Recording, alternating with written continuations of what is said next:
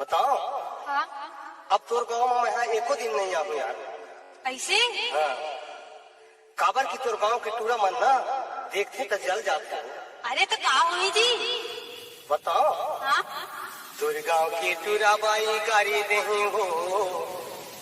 तोर गाँव DJ नामेश्वर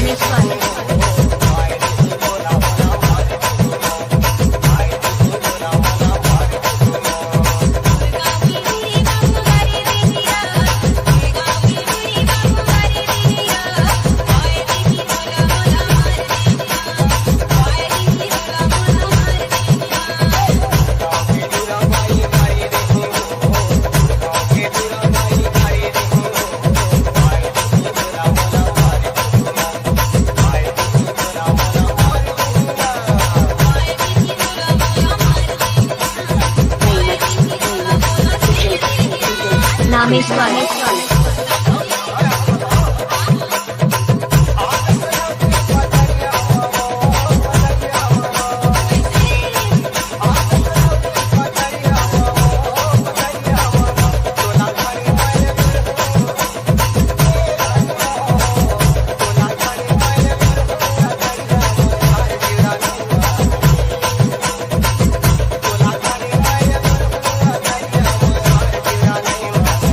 DJ नामेश्वर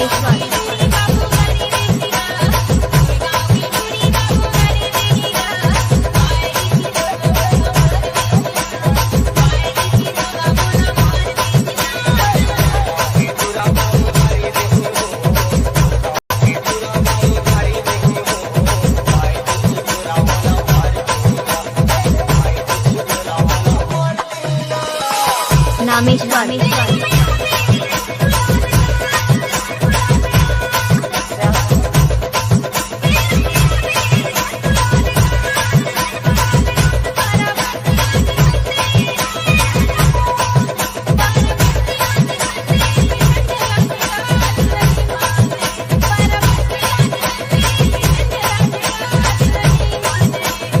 DJ नामेश्वर